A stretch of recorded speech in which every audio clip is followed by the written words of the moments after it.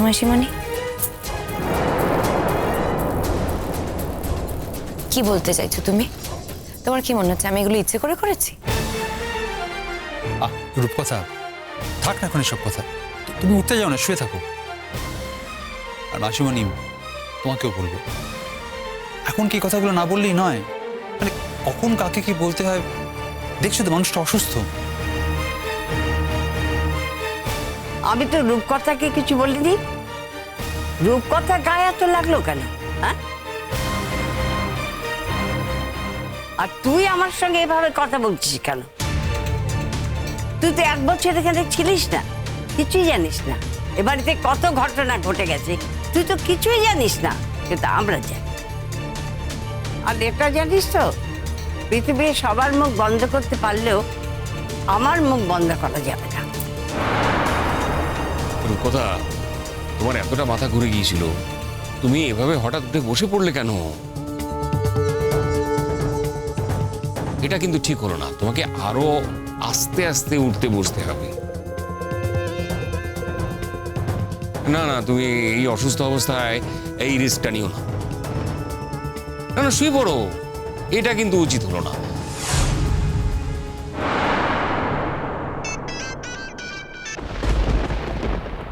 হ্যাঁ বলো।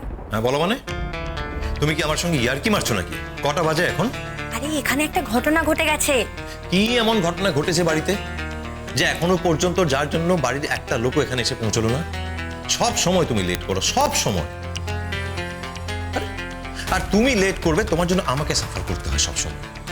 Listen to me, তোমার মতো ইনডিসিপ্লিন মেয়ে আমি জীবনে দেখিনি। তুমি জানো আমি কতটা নিজের ডিসিপ্লিন মানুষ।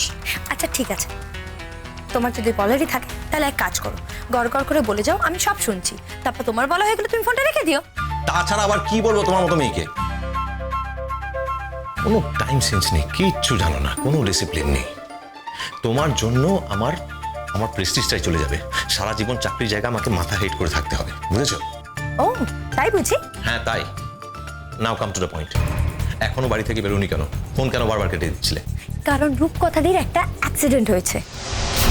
হোয়াট? মানে হচ্ছে অ্যাক্সিডেন্ট মানে আমরা যখন সবাই মিলে বেরোচ্ছিলাম তখন রূপকথাদি হঠাৎ মাথা ঘুরে পড়ে যায়।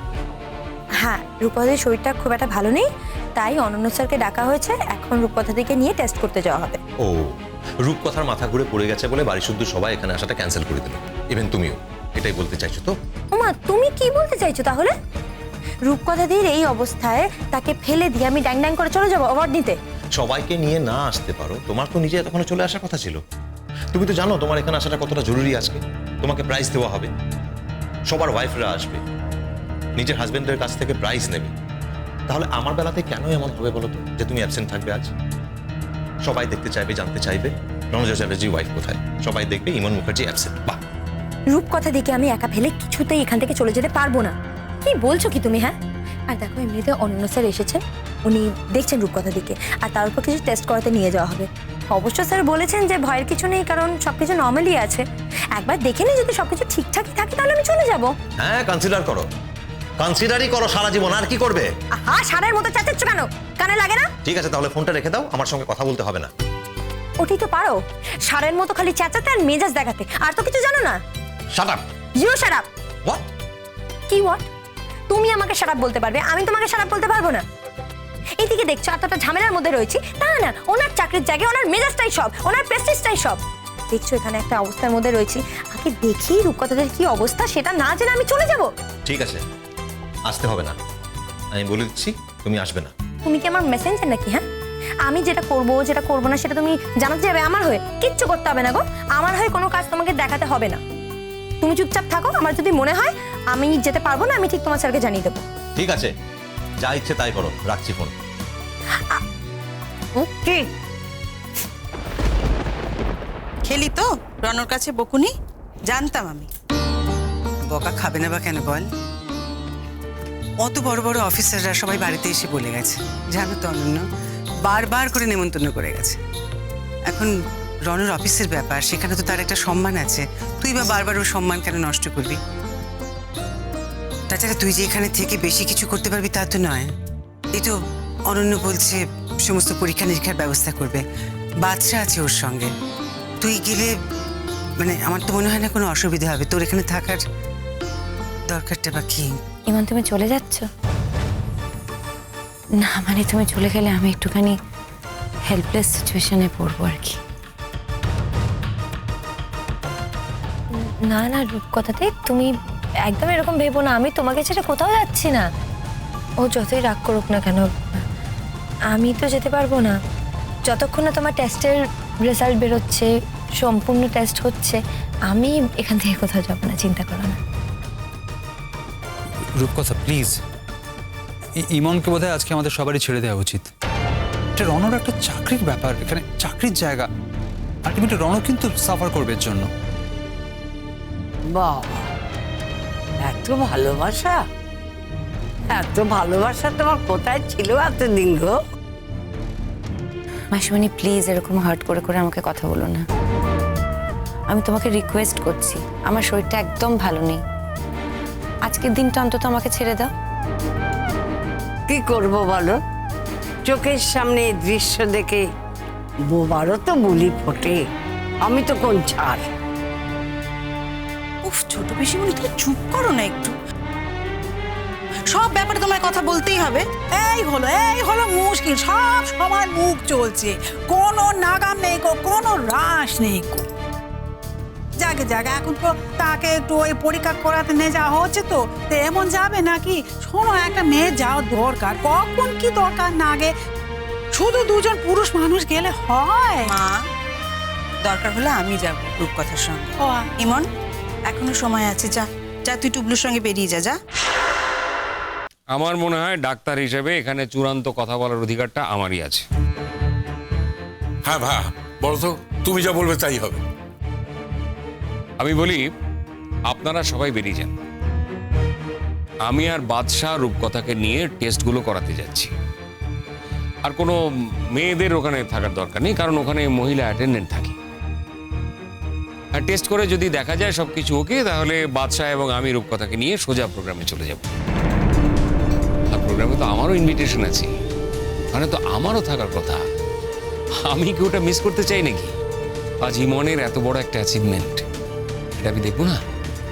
আমি দু চোখ ভরে সেটা দেখতে চাই। হয়তো একটু দেরিতে পৌঁছবো, কিন্তু পৌঁছবো ডেফিনেটলি। আর ইমন, আজ আর কোনো যুক্তি, কোনো তর্ক আমি শুনতে চাই না। আমি যেটা বলবো সেটাই তোমাকে শুনতে হবে। মনে রেখো, আমি তোমার স্যার। স্যাররা যেটা বলে বিনা প্রতিবাদে সেটা শুনতে হয়। তুমি বলছো আমরা যেতে পারি? আর তাছাড়া তুমি আর বাচ্চা যদি রূপকথাকে নিয়ে বেরিয়ে যাও, তাহলে আমরা সবাই মিলে বাড়িতে থেকেই বা কি লাভ? তুমি চিন্তা করো না, আমি আছি সঙ্গে। মানে প্রোগ্রাম আর কতক্ষণের হবে? ম্যাক্সিমাম 2 ঘন্টা। না, যদি ওর রিপোর্টে সিরিয়াস কিছু থাকে, আমি ওকে নিয়ে বাড়ি ফিরে আসবো, তারপর তোমরাও কিছুক্ষণের মধ্যে চলে আসবে। মানে ও তো একা থাকছে না বাড়িতে, আমি তো আছি সঙ্গে। তোমরা এত চিন্তা করো না প্লিজ, তোমরা যাও। তাহলে আর কি আমরা যাই নাকি? কি বৌঠান, কি বলো? আমার কথাটা কে ধার ধারে বাবা, কেউ ধার ধারে না কি? সকালে যখন যাবে আমি এখানে বসে থেকে কি করব? বাড়ি আগলে থাকবো না কি? সারা জীবন তো এই বাড়ি আগলে সারা জীবনটাই কেটে গেল, আমিও যাই। প্লিজ, আমি বলছি যে যদি যেতে হয় তাহলে একটু তাড়াতাড়ি যেতে হবে এবার, প্লিজ। সাবু, তাহলে চল না কি? এই মন, আয় বাবা আয়, তাড়াতাড়ি চল। আরে তুই না গেলে তো আমরা যেতে পারবো না। কি মুশকিল, কেন এই কথাটা বুঝতে পারছিস না? আয় আয়। তাহলে অনন্য স্যার আসছি। রূপকথাতেই বুঝতেই তো পারছো, যেতে তো হবেই। আমি এইবারের মতো ঘুরে আসি, তারপর থেকে তুমি দেখো, তুমি সুস্থ হয়ে ওঠা না অবধি আমি তোমাকে ছেড়ে এক মুহূর্ত কোথাও যাব না, আই প্রমিস। ইমন, এটাই স্বাভাবিক। ন্যাচারালি আমার থেকে অনেক বেশি ইম্পর্টেন্ট তোমার কাছে রণ, অনেক বেশি ইম্পর্টেন্ট ওর হাত থেকে তোমার কাছে প্রাইজটা নেওয়া। প্লিজ তুমি আমার জন্য চিন্তা করো না, আমি সত্যি নিজের খেয়াল নিজে রাখতে পারি। যাও, তুমি রাগ করলে আমার ওপর না? প্লিজ প্লিজ, এত এরকম ছেলে মানুষই করো না প্লিজ। আমি তো আছি তোমার সঙ্গে, তুমি কেন তো ইনসিকিউর হচ্ছ? ওদের যেতে দাও। ওর এই অ্যাচিভমেন্টটা একদিনে আসেনি রূপকথা। এর পেছনে অনেক রক্ত, অনেক লড়াই, অনেক চোখের জল আছে। আর এর প্রত্যেকটা ধাপ আমার জানা। তাই আমি চাই আজকে ও মাথা উঁচু করে ওই মঞ্চে দাঁড়িয়ে রণর হাত থেকে অ্যাওয়ার্ডটা নিই। কৃতি স্ত্রীর অ্যাওয়ার্ডটা ও ছাড়া আর কে পেতে পারে বলতো? তাই আজ তুমি ওকে ইমোশনালি হার্ট করো না, তুমি ওকে আটকেও না। তবে তুমি ওকে আটকালেও যেমন করেই হোক আমি ওকে পাঠাবো।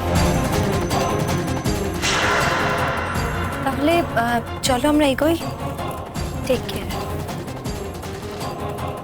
অনন্য এলাম।